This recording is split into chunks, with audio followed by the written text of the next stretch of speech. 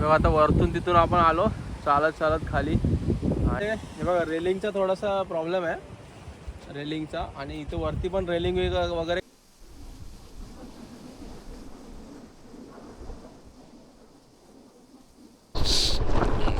मस्त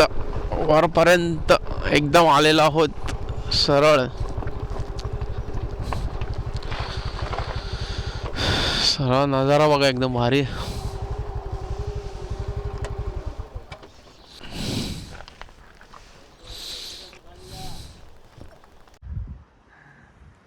हे पहा आपण आलेलो आहे देवगडी बीच आणि इथे हा एंड आहे इकडे हा इथे एंड आहे पार्क केली आपण गाडी आणि इकडे बघा व्ह्यू बघा व्ह्यू हे बघा व्ह्यू बघा काय समुद्र आणि एकदम निळं निळं पाणी आणि समोर असं बघायला ना खूप असं भीती वाटते ॲक्च्युली इथे उभं राहायला पण खाली बघा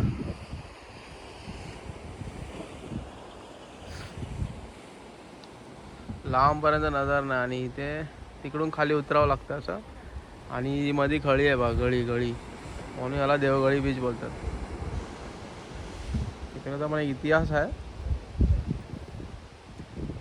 बघूया आपण काय आहे तर मंडळी आपण या बीचच्या नावावरून म्हणजे नावाचा इतिहास आपण जाणून घेणार आहोत देवगडी म्हणजे देव आणि त्याची एक गुफा असं गळी म्हणजे गुफा तर असाच काहीसा इतिहास आहे तिथे तिथे एक सूर्यदेवाची मूर्ती होती तिथे आणि तीच मूर्ती नेऊन मग तिथे बाजूलाच एक मंदिर आहे कनकादित्य म्हणून कनकादित्य मंदिरात ती जी स्थापना केली जाऊन तर तिथे एक मूर्ती सापडली होती म्हणून तिथे त्याचं नाव ह्या बीचला देवगडी बीच म्हणून म्हणतात आता ती मूर्ती कशी आली तिथे आणि कशी कोणाला भेटली याचं सर्व आपण डिटेल डिस्क्रिप्शनमध्ये त्याची पूर्ण माहिती देणार आहोत नक्की डिस्क्रिप्शनमध्ये जाऊन बघा तर हा सीन एन्जॉय करा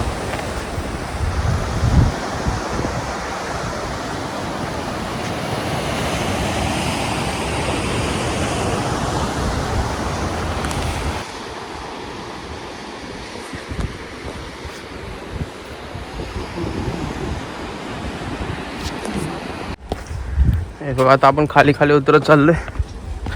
तिथे उभा होतो मगाशी आता खाली उतरत चाललोय आणि त्या स्पॉटला जायचं आपल्याला तिकडच्या आता बघा चला जाऊया पटापट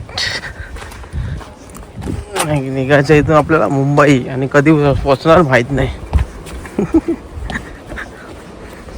चला बघा आता वरतून तिथून आपण आलो चालत चालत खाली आणि या पॉइंटला पोचलोय बघा मस्त एकदम इथून नजारा भारी आहे सेल्फी पॉइंट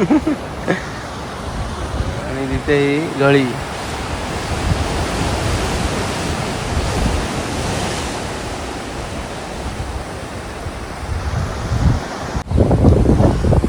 चला तर आता आपण इथून आता डायरेक्ट मुंबईला जाणार आहे आणि आपल्या मोठे भाऊ आहेत त्यांना विचारूया की कसं वाटलं तुम्हाला फिरून एकंदर कोकण एकदम एक नंबर आहे छान वाटलं एकदम बाकी बघ आणि याचा स्कूटरचा प्रवास कसा वाटला ठीक आहे पण एवढा पण हे नाही हालत खराब होते बसून ते तर झालंच बाकी आणि हे दोन लोकेशन माहिती नव्हते आपल्याला मला तर आज माहिती होते पण सोशल मीडिया हा जास्त सोशल मीडियाशी कनेक्टेड नाही आहे हा फक्त फिरतो सगळीकडे फिरलाय पण इथे यायला जरा आपल्याला आणि मला पण उशीर झाला सो चला तर भारी एक नंबर चला तर हे बघा अशा प्रकारे आपण आता कोकणात आलो आणि हे दोन लोकेशन फिरलो एकदम भारी वाटलंय आणि तुम्ही या जवळपास आलात तर नक्की या एकदम भारी लोकेशन्स आहेत आणि